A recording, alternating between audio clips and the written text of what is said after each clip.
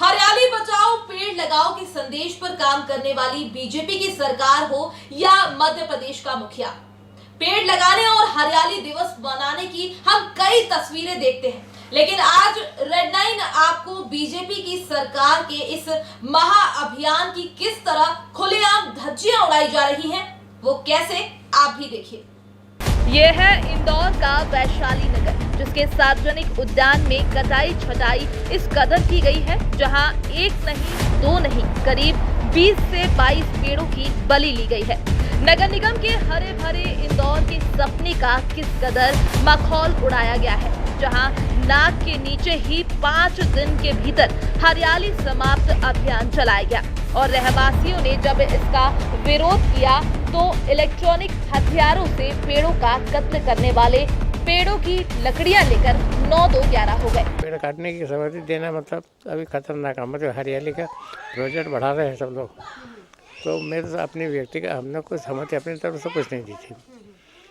वो आसपास जो कुछ पेड़ बड़े हैं, बताऊँ ना वो क्या, वो गिरने वाले थे, उनके बारे में जरूर मैंने बोला। देखो महंगी महंगी गाड़ियाँ खड़ी रहती हैं लोगों के, और बिजली के तार भी हैं, तो बिजली के तार भी टूट सकते हैं, गाड़ियों के ऊपर भी पेड़ गिर सकते हैं। बता दी तो ऊपर पड़ा उधर गुलमोहर झाड़ बताया कि नहीं बताया? बताया था ना, वो देख ली हमने तो।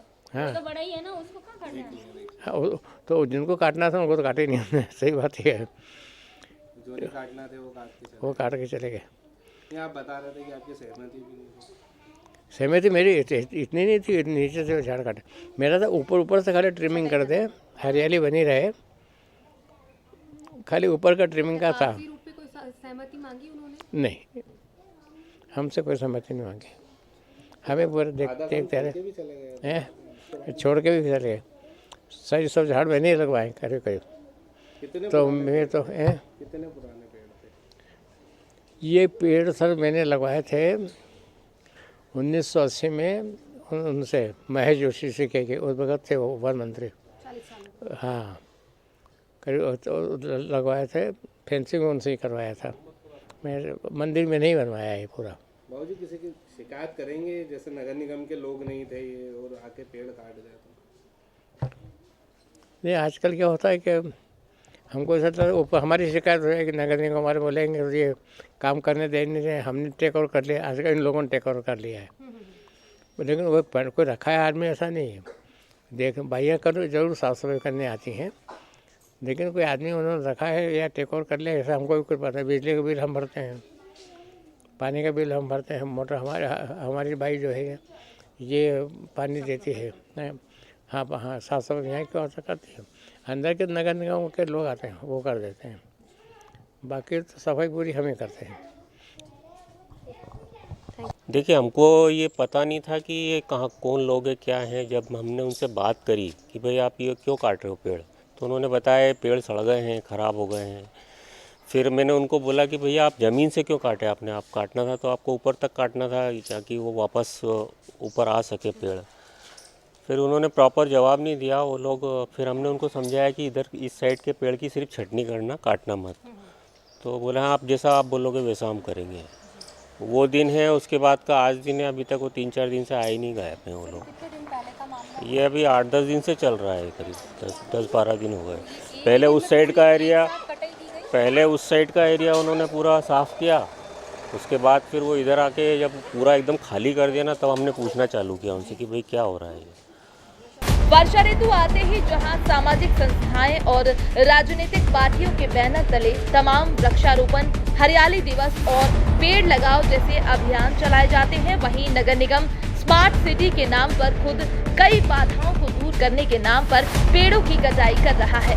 लेकिन यहाँ सवाल उठता है, न कोई बाधा, न कोई अतिक्रमण, न ही कोई निर्माण कार्य, तो पेड़ों के कत्ल में किसका है हाथ?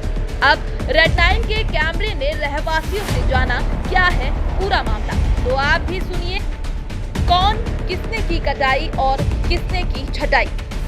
काट के लकड़ी सब मशीन से और लेकर चले गए। लोडिंग थी, कोई निगम की गाड़ी थी? नहीं, ऐसी लोकल जो आती है ना, लोडिंग जैसी गाड़ी, उस पर लेके चले गए। तो आपको कोई नाम वगैरह पता है? नहीं, बस ये कोई बंटी है, बोले बंटी करवा रहे हैं। आप लोगों ने ऑब्जेक्शन उठाया था यहाँ से? आप लोग कह रहे थे कि हाँ क्यों काट रहे हो? हाँ, तो बोला नगर निगम के हैं, ये बोला उन्होंने तो कि हम नगर निगम से आए। क्यों सुनीता है ना, ऐसे बोला ना उन लोगों ने कि हम नगर निगम से आए। कितने दिन पहले का मामला है? कटाई हुई क्यों अभी बस 2-3 दिन के एब्सेंट है, बाकी कंटिन्यू। 4-5 दिन सलन काटी। आपने ऑब्जेक्शन उठाया उसके बाद ही इन्होंने कटिंग बंद कर दी? हाँ, बस हमने कहा कहाँ से आए, किसको भेजा, ये करा, तो फिर उसके बाद से आए नहीं वो उस व्यक्ति को। हाँ हाँ, वहाँ पे अंकल आए थे, वो काट रहे थे। तो फिर कितने पेड़ काट दिए अंदर के? कितने आपको दिखे आपने अंदर जाके? हाँ, बहुत सारे काट के चले गए। उन्होंने मना नहीं करा? कुछ बोला आपने? हम तो बोल ही नहीं सकते थे। क्या फिर उन्होंने क्या बोला? वो उन्होंने बोला कि यहाँ से चले जाओ कि तुमको लग जाएगी। यहाँ से तो लकड़ियाँ कुछ लेके गए या यहीं छोड़ के गए? आधी ले गए, आधी भी पड़ी वैसे तो। कैसी गाड़ी में आए थे? वो पीली गाड़ी थी? कैसी थी? नहीं, वो तो सिंपल गाड़ी थी। कितने लोग थे? 15-20 से 20 मैंने की। आप लोगों ने सबने देखा? कट हाँ, देखना भी लगा। 7-8 दिन तो हाँ, 30 जन थे। 30। किसी ने बोला नहीं, मना नहीं किया कि क्यों काट रहे? मैंने किया था।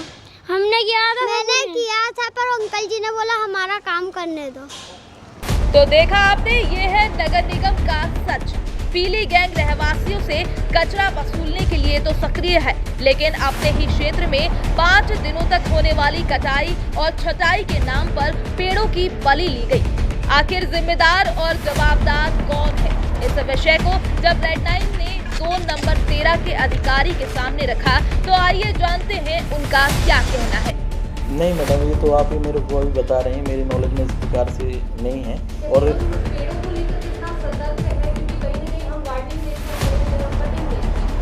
मेनली अभी जो आयुक्त महोदय के निर्देशानुसार अभी क्या है, जो भी मेन रोड के जो हमारे पेड़ पौधे हैं तो ज़्यादा मतलब इनकी झाड़ियाँ लटक गई हैं ताकि ट्रैफिक प्रॉब्लम ना हो, इसलिए उसकी छटाई का कार्य किया जा रहा है। और ये गार्डन का जो आप बता रहे हैं ये मेरी नॉलेज में नहीं है, ये बेसिकली हेड ऑफिस उद्यान विभाग देखता है। अगर वहाँ से कुछ होता है तो उसका पता करेंगे, बाकी मेरी नॉलेज में नहीं है इस प्रकार का। कार्रवाई की जाएगी सर? डेफिनेटली अगर मतलब किसी थर्ड पार्टी ने किया होगा, कुछ होगा तो डेफिनेटली जांच कर कार्रवाई की जाएगी। बेसिकली उद्यान विभाग हमारा मुख्यालय से संचालित होता है, कैलाश जोशी जी उपायुक्त हैं, वो देखते हैं इस चीज़ को। गीतेश तिवारी, जोनल अधिकारी, जोन क्रमांक 13।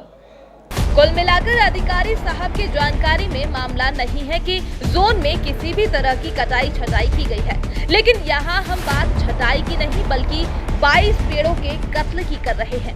एक और जहाँ निगम निर्माणाधीन सीमा में बाधक पेड़ों की कटाई बिना किसी नियम के बेधड़क कर रहा है, वहीं क्या अब असामाजिक तत्वों के हौसले इतने बुलंद हैं कि वे सार्वजनिक उद्यान के एक ही स्थान के करीब इतने पेड़ों को सिरे से काट दें और उनकी लकड़ी मुक्तिधाम की गाड़ी में ले जाएं। हिम्मत की बात है जिस क्षेत्र के पार्षद जैडो निगम की जानकारी के बिना एक साथ लकड़ियों का तालमेल किया जा रहा है।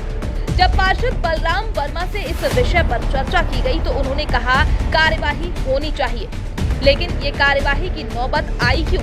क्या कार्यवाही से पेड़ों की टहनियां या जड़ वापस आ सकती है?